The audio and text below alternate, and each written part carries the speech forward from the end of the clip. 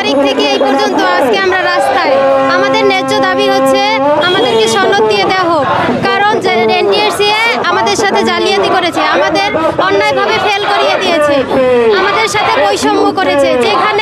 যেখানে ফাঁকা পথ আছে 1,08,22টি, সেখানে আমাদেরকে তারা জাল সনদের মাধ্যমে 60,000-কে পাশ করিয়ে দিয়ে আমাদেরকে ফেল করিয়ে দিয়েছে 20,000-এরও বেশি শিক্ষার্থীদেরকে।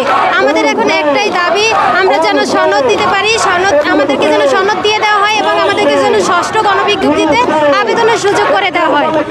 18তম প্রিলিমিনারি এবং রিটেন পরীক্ষা দিয়ে 19 লাখের মধ্যে সর্বশেষ নির্বাচিত হয়েছিলাম 83,000।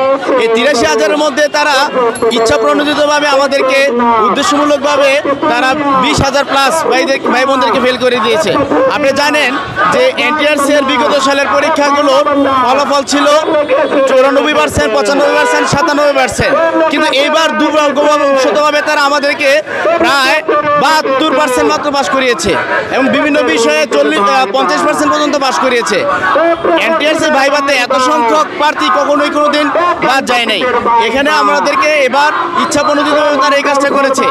আমরা চাই যে এনটিআরসি যে আমাদের সাথে অবিচার করেছে, অতি অনতিবিলম্বে তারা যেন আমাদেরকে ভাইভাতে পাস করিয়ে তারা যেন আমাদেরকে সনদ প্রদান করে এবং আমরা যেন গণবিজ্ঞপ্তিতে আবেদন করতে পারি। দেশ জুড়ে তোলপাড় ওয়ালটন ফ্রিজ কিনে আপনিও হয়ে যেতে পারেন মিলেনিয়ার। আমি কেন ফেল করেছি এটা চ্যালেঞ্জ আপনাদের নিতে পারতে হবে। আমি পরীক্ষা দিব, কিন্তু আমি কেন ফেল করেছি সেই প্রশ্ন আমি করতে পারবো না এবং আমি আমার রেজাল্ট দেখতে পারবো না। আমি মনে করি এর চেয়ে বড় বৈষম্য বাংলাদেশে আর হতে পারে না। আমি আমার রেজাল্ট দেখতে চাই এবং আমি কেন ফেল করেছি আমাকে সেটা সম্মত হতে হবে। আপনাদের সেটার প্রমাণ দিতে হবে যে এই কারণে আপনি ভাই এত মার্ক পেয়েছেন।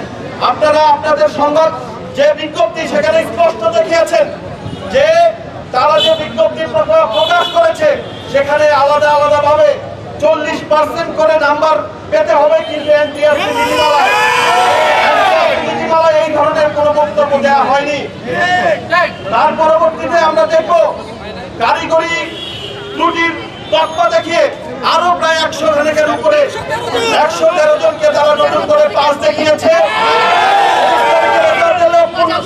15 তারিখের স্বাক্ষরে আমরা দেখবো যে তাদেরকে সেই নিবন্ধনে যারা পাস করেছে তাদেরকে নিবন্ধিত দেখানো হয়েছে।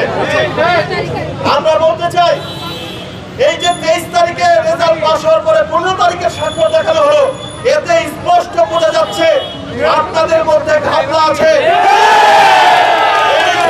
আমাদের দূর করতে হবে। 24-এর আন্দোলন আমাদের সারা বাংলাদেশের এই ঘাপলাগুলো দূর করতে শিখিয়েছে। আমরা মনে করি এটা আপনাদের জবাবদিহিতে আনতে হবে। আমি স্পষ্ট করে বলি, আমি একজন আইনের ছাত্র, আমি স্পষ্ট করে বলি এই 15 তারিখের স্বাক্ষরে আপনারা যে স্বাক্ষর করে যে নিবন্ধনের রেজাল্ট দিয়েছেন সেটা যদি আদালতে যায় আপনারা নিশ্চিতভাবে ফেল করবেন। আপনারা জালিয়াতি করেছেন এটা স্পষ্ট প্রমাণিত হবে। সুতরাং আমি বলতে চাই এই শিক্ষার্থীদের দিকে এই যে পরীক্ষার্থী এই শিক্ষকদের দিকে তাকিয়ে এবং সারা দেশে যে শূন্য পদগুলো আছে সেই পদগুলো যাতে পূর্ণ হয় সেই বিবেচনায় আপনারা আপনাদের রেজাল্ট পুনর্মূল্যায়ন করেন।